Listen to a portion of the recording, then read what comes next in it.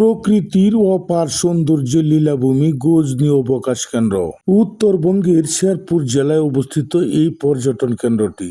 গজনি পর্যটন কেন্দ্রে প্রবেশের 5 কিলোমিটার পূর্বে আপনার চোখে পড়বে রাস্তার দুই ধারে সবুজের বৃক্ষরাজি। বাংলার রূপ যে এত সৌন্দর্যময় তা আপনি গজনিতে না আসলে অনুভব করতে পারবেন না। গজনি অবকাশ কেন্দ্রের চারপাশের পুরোটাই পাহাড়ি এলাকা। উঁচু নিচু এই পাহাড়গুলো কেটে নির্মাণ করা হয়েছে সৌন্দর্যমণ্ডিত এই রাস্তা। পাহাড়ি এলাকার উঁচু নিচু আঁকা বাঁকা রাস্তা পেরিয়ে গজনি অবকাশ কেন্দ্রে পৌঁছে গেলাম। গজনির সবচেয়ে সুন্দরতম স্থান হচ্ছে ঝুলন্ত ব্রিজ।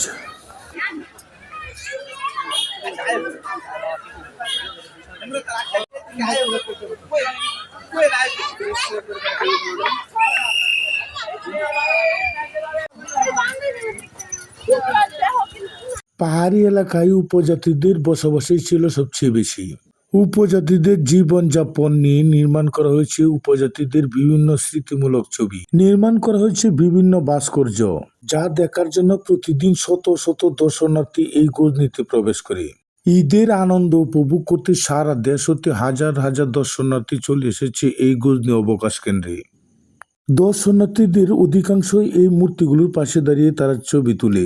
গজনি অবকাশ কেন্দ্রের পাশেই হচ্ছে ভারতের সীমানা। গজনিতে দাঁড়িয়ে আপনি দেখতে পাবেন ভারতের পাহাড়গুলো। গজনি অবকাশ কেন্দ্রটি পূর্বে চেয়ে বর্তমানে অনেক উন্নত করা হয়েছে, যার জন্য এই গজনিতে দর্শনার্থীদের ভিড় লেগেই থাকে। বিশাল এলাকা জুড়ে নির্মাণ করা হয়েছে এই গজনি পর্যটন কেন্দ্র। গজনি অবকাশ কেন্দ্রের ভিতরে রয়েছে মিনি চিড়িয়াখানা, ঘূর্ণয়মান চড়ক গাছ, চমৎকার সুড়ঙ্গ পথ, লেকের পানিতে বিনোদনের জন্য রয়েছে নৌকা, ছেলে মেয়েদের বিনোদনের জন্য রয়েছে বিভিন্ন রকমের রাইডস। গজনি অবকাশ কেন্দ্রে নতুন করে সংযোজন করা হয়েছে কেবল গাড়ি, যা ঝুলন্ত অবস্থায় কেবলের সাহায্যে যাতায়াত করা যায়। গাছের উপর দিয়ে লাল সবুজের যে ঝুলন্ত গাড়িটি দেখতে পাচ্ছেন, এটি কেবল গাড়ি।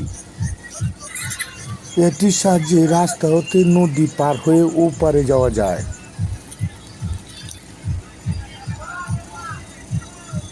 কেবল ভ্যানের মধ্যে প্যাসেঞ্জার রয়েছে, তারা পূর্ব প্রান্ত হতে পশ্চিম প্রান্তে আসছে।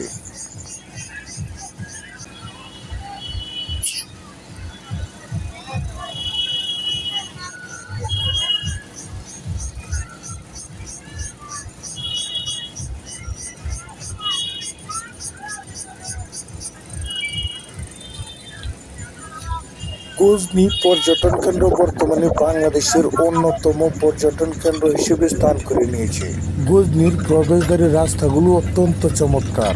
রাস্তার দুই পাশে সবুজের বৃক্ষরাজির মধ্যে দিয়ে রয়েছে সুন্দর রাস্তা। পূর্বের গজনি আর এখনের গজনির মধ্যে রয়েছে আকাশ পাতাল তফাৎ।